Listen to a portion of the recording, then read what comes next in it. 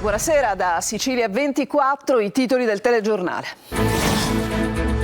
Arrestato a Catania il nuovo reggente del clan Santa Paola Ercolano. Francesco Russo, imprenditore edile, aveva scelto di agire nell'ombra. Era stato incoronato da un boss in carcere, indagate 25 persone.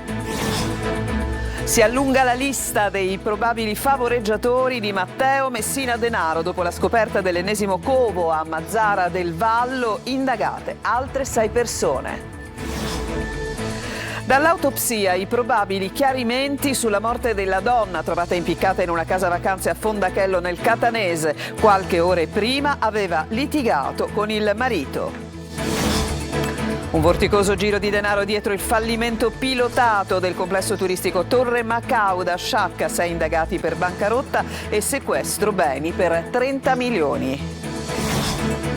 La grande sete in Sicilia sulle pagine del New York Times. Dura la reazione degli operatori del settore turistico per i danni d'immagine alla regione.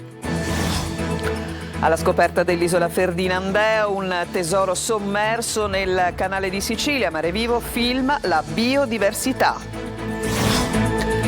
Calcio, Palermo in ritiro a Manchester con Blin e Pierozzi. A Catania oggi, al via la campagna abbonamenti. A Messina arrivano i primi rinforzi.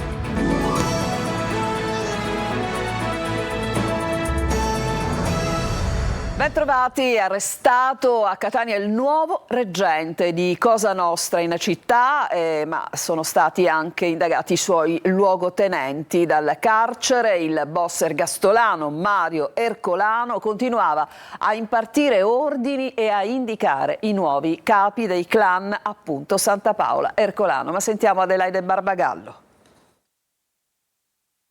Azzerati i vertici delle famiglie mafiose Santa Paola Ercolano, il nuovo reggente Francesco Russo, 51 anni, imprenditore edile, un boss riservato il cui nome non doveva mai essere pronunciato agli affiliati. Preferiva restare sotto traccia in quell'ombra che ha dato il nome dell'operazione antimafia della polizia a Catania. A designarlo e decidere i nuovi assetti apicali il boss ergastolano Mario Ercolano che, emerge dall'inchiesta della DDA di Catania, dal carcere di Teramo impartiva ordini.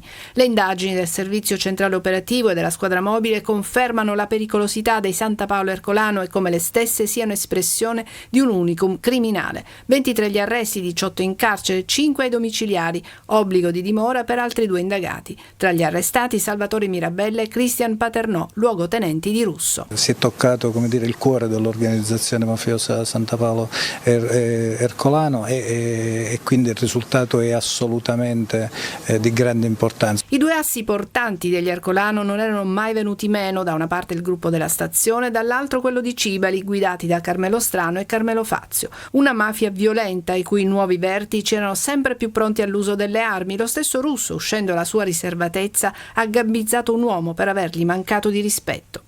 Ricorrevano e avevano la violenza anche armata come strumento di riaffermazione del potere mafioso della famiglia Santa Paola Ercolano sul territorio. Le accuse a vario titolo sono estorsioni, usura, traffico di stupefacenti, porto e detenzione illecita di armi. Alcune sono state sequestrate.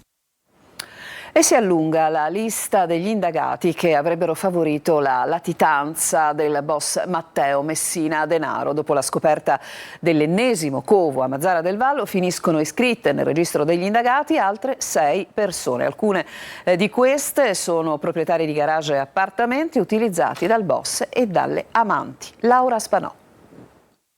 Altre 6 persone finiscono iscritte nel registro degli indagati nell'ultima tranche dell'inchiesta sulla latitanza di Matteo Messina Denaro avviata dopo la scoperta del condominio nel centro di Mazzara del Vallo frequentato fino all'ottobre del 2022 dal capomafia e dalla sua amante Lorena Lancieri. A finire nel registro degli indagati per primi sono stati 2 fratelli proprietari dei 2 locali scoperti da polizia e carabinieri. Si tratta di Sabrina e Giuseppe Caradonna. A casa di Sabrina Caradonna è stata inoltre trovata una pistola di proprietà del marito Giuseppe Di Giorgi, fermato già la scorsa settimana per favoreggiamento aggravato, procurato in osservanza della pena e detenzione illegale di arma.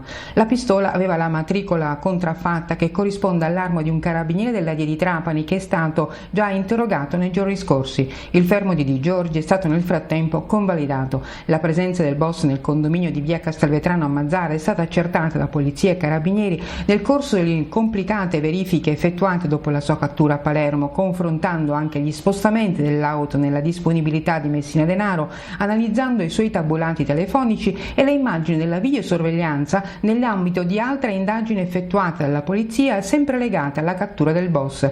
2 delle chiavi sequestrate a Messina Denaro e la Lancieri aprivano il cancello del condominio, altre 2 trovate alla sorella Rosalia Messina Denaro e all'operaio Andrea Bonafede aprivano invece 2 box.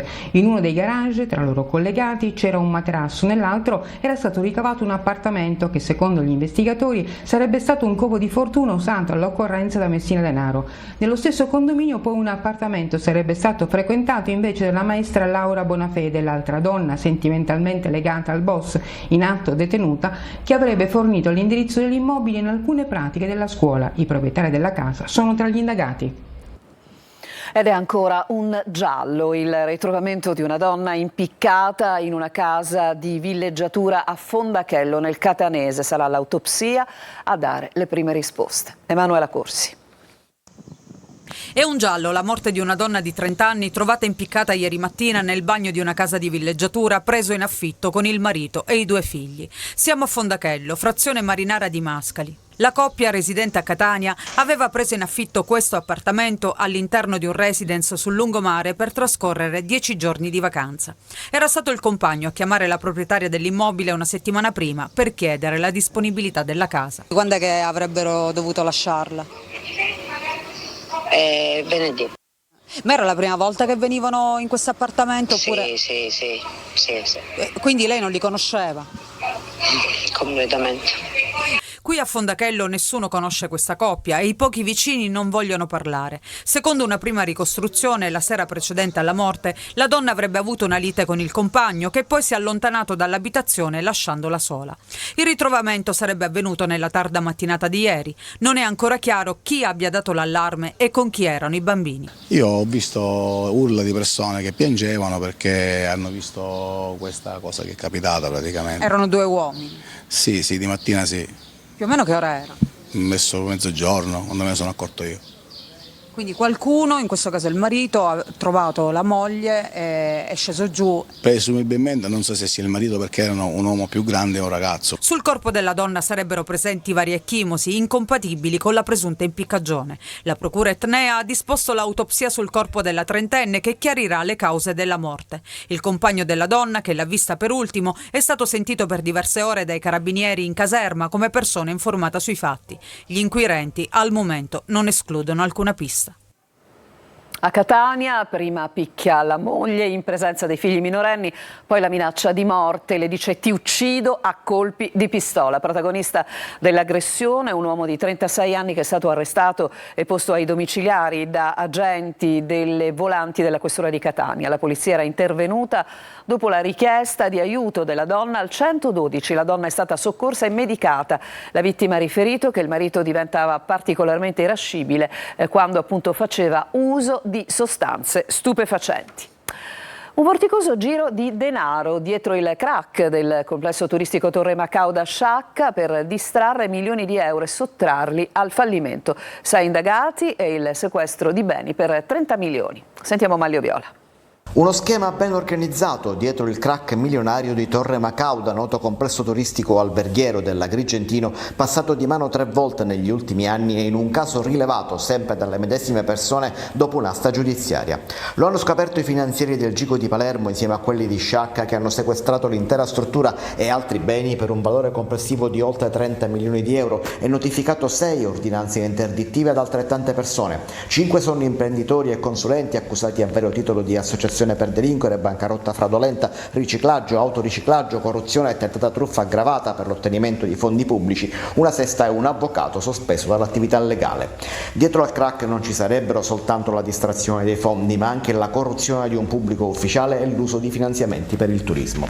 Le indagini avrebbero accertato operazioni finanziarie finalizzate al riciclaggio con la complicità di una grande banca nazionale che avrebbe acquisito per soli 4 milioni un credito di 28 milioni, poi avrebbe attestato falsamente il pagamento da parte degli imprenditori delle somme necessarie per partecipare a un'asta che avrebbe consentito di riacquistare per 8 milioni la struttura che ne vale 30. Infine, svelato un tentativo di truffa ai danni dello Stato finalizzato a ottenere un finanziamento pubblico destinato allo sviluppo delle attività ricettive turistiche da 1.800.000 euro e un episodio di corruzione nei confronti di un pubblico ufficiale, il quale, in cambio dell'assunzione del figlio, avrebbe favorito un imprenditore nei lavori di rifacimento e messa in sicurezza di un costone roccioso franato nel complesso turistico alberghiero. Adesso a Catania cambiamo decisamente argomento, continua lo spazzamento e la raccolta della cenere. Gema e Comune chiedono la collaborazione dei cittadini e poi c'è da fare i conti con il vulcano. Orazio Longo. È un po' come la tela di Penelope che di giorno cuciva e la sera disfaceva. Qui al contrario la notte si raccoglie e il giorno ritorna a piovere. Cenere. Di questo stiamo parlando, della cenere dell'Etna che è tornata a cadere copiosa ieri su Catania. E questo cambia tutto, i tempi, le previsioni. L'idea iniziale, dicono dal comune, era di concludere entro la prima decade di agosto lo spazzamento delle strade, ma questo al netto di ulteriori eruzioni. E al netto che ci sia la collaborazione di tutti, la chiede il sindaco, la chiede la Gema impegnata nelle operazioni di spazzamento. La collaborazione che stiamo registrando è davvero molto bassa e quindi una delle difficoltà principali è quella della quantità di autovetture da rimuovere in quelle strade interessate dai divieti di sosta. D'altro canto c'è chi lamenta di avere fatto tutto secondo istruzioni, sgombrato strade e parcheggiato altrove, ma di non avere visto le macchine spazzatrici. Possibile che sia capitato soprattutto nei giorni scorsi nella fase iniziale, però il servizio è stato ridimensionato e naturalmente l'attività è molto complessa, le spazzatrici con queste quantità di cenere si riempiono velocemente, è difficile stimare le ore necessarie per ripulire completamente marciapiedi e sede stradale. 1700 le tonnellate di cenere raccolte per ora su circa 4000, tanta ancora ne rimane come si vede dalle immagini, qui siamo alla circonvallazione. Il sindaco trantino ha disposto per 48 ore in tutte le strade il divieto di circolazione di mezzi a due ruote, ma evidentemente non tutti l'hanno recepito, monopattini e velocità massima a 30 km l'ora. Nella notte tra mercoledì e giovedì previsto lo spazzamento nel quartiere di Picanello. Un turno eccezionale, spiegano, dovrà invece essere organizzato per la zona industriale colpita massicciamente dall'ultima pioggia nera. La crisi idrica in Sicilia è un'emergenza nazionale, a dirlo è il vice premier Salvini durante il question time alla Camera. Intanto nell'isola si studiano le possibili strade per mitigare la crisi. Francesco Triolo. Dalle falde del Bufardo più acqua per le case dei siciliani è quanto potrebbe decidere a breve la cabina di regia regionale per l'emergenza idrica dopo la riunione che si è tenuta in prefettura a Messina a seguito del sopralluogo della scorsa settimana, che ha evidenziato proprio la possibilità di distribuire più acqua d'uso idropotabile per i comuni di Messina, Mascari, Fiumefreddo e Calatabbiano a danno di quella da destinare alle irrigazioni con indennizzi per gli agricoltori, che però sono sul piede di guerra ed annunciano una manifestazione di protesta per sabato mattina a Fiumefreddo. Il tema siccità in Sicilia è diventato oggetto anche del question time alla Camera con la risposta del ministro Salvini. La situazione che riguarda la Sicilia rappresenta un'emergenza nazionale per la quale stiamo mettendo in campo ogni azione utile a superare criticità emerse ed evidenti, ahimè, da anni.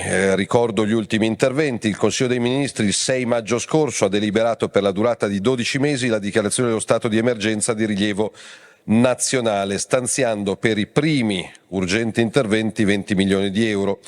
Il successivo 7 giugno è stato approvato il piano degli interventi e delle misure più urgenti redatto dal Presidente della Regione, che prevede 52 interventi infrastrutturali per nuovi pozzi e 86 interventi per la manutenzione e l'acquisizione di autobotti. A Messina intanto ha avviato un piano straordinario di rifornimento con le autobotti, 10 in servizio H24 per rifornire le zone dove non arriva l'acqua, situazione complicata ad Agrigento dove l'acqua manca da 15 giorni. Una lettera appello sottoscritta da 1400 agrigentini è stata inviata al Presidente della Repubblica Mattarella. Il sindaco Miccichè Ha vietato il consumo di acqua potabile per il lavaggio di marciapiede e piazzali, auto e per innaffiare orti e giardini, oltre che per alimentare fontane ornamentali, vasche e piscine.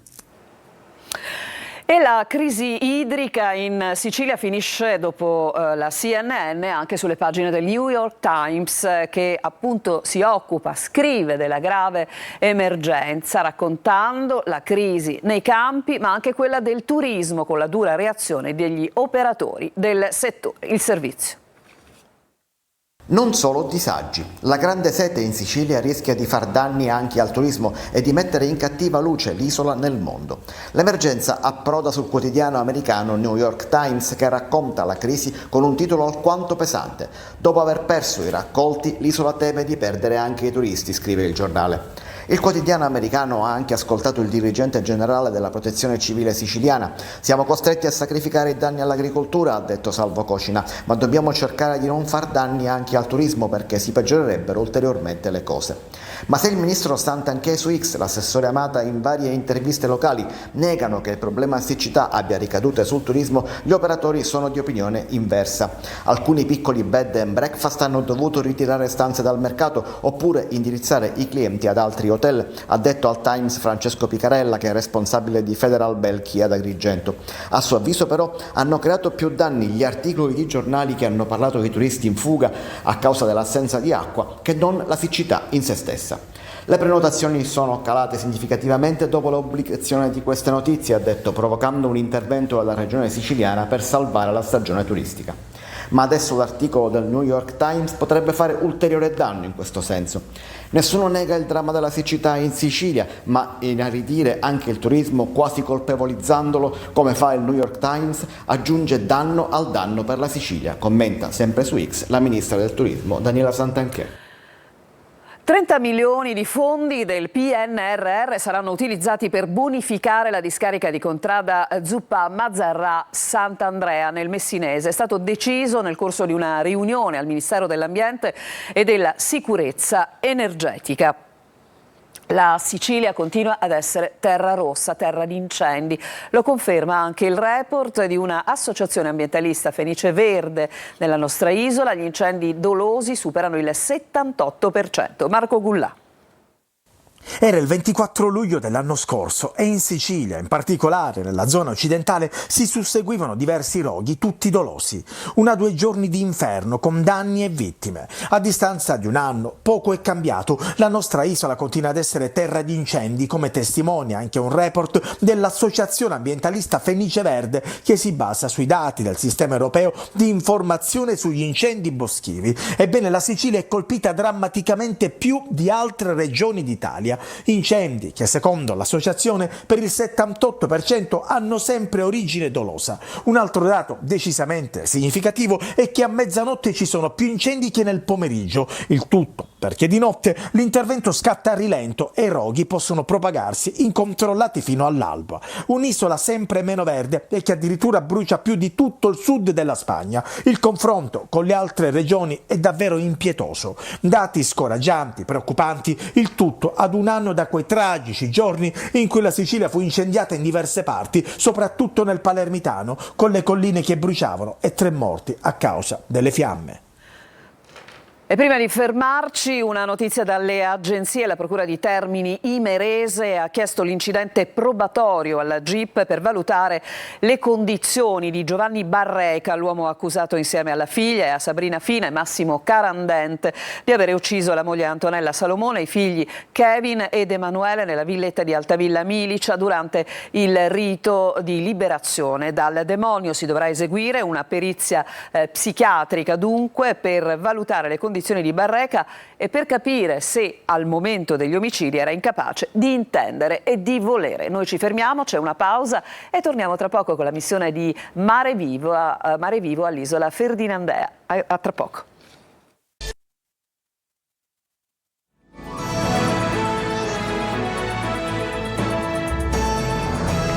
E adesso con Mare Vivo Sicilia andiamo alla scoperta dell'isola Ferdinandea, lo scoglio sommerso tra Sciacca e Pantelleria. Davide Sarto.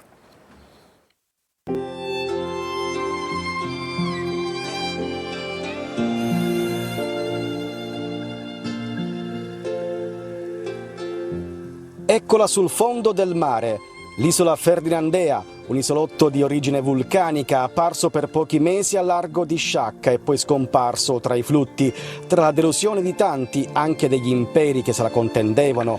Da quel lontano 1831, l'isola dei misteri e dai tanti nomi, oggi giace a circa 6 metri di profondità nel canale di Sicilia, formando il Banco Graham. Mare Vivo Sicilia è andato alla sua scoperta, filmando con un team di esperti i coralli e le sue creature marine che la abitano. Obiettivo è documentare e diffondere la conoscenza di questo tesoro sommerso, il suo valore ambientale ricco di storia e biodiversità.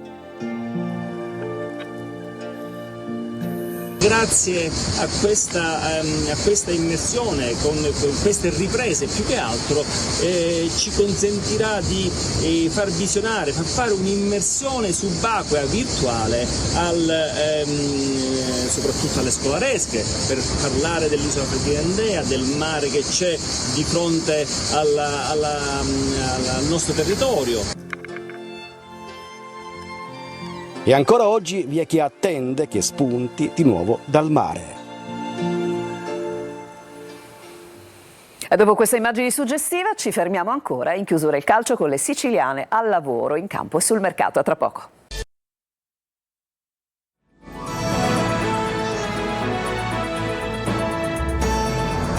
E adesso subito il calcio con le squadre siciliane tra campo e mercato nel servizio di Marco Gullà.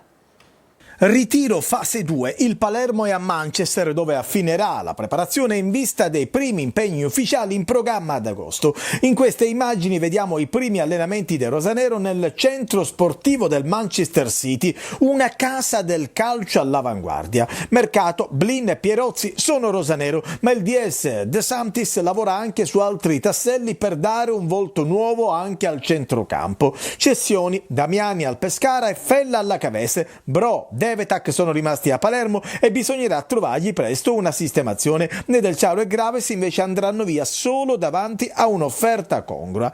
Catania al via la campagna abbonamenti, diritto di prelazione per gli abbonati della stagione precedente. Nel frattempo la squadra continua a sudare e a lavorare in quel di Assisi. Toscano alla sua squadra chiede coraggio e sacrificio. Il vicepresidente Grella è intanto stato nominato consigliere del direttivo della Lega Pro. Mercato, tutto è stand-by in entrata. Sul fronte cessioni, Welbeck potrebbe andare al Taranto o al Monopoli. Messina che chiude per 2 giovani centrocampisti, Pedicillo dallo Spezia e Anselmo dalla Vibonese.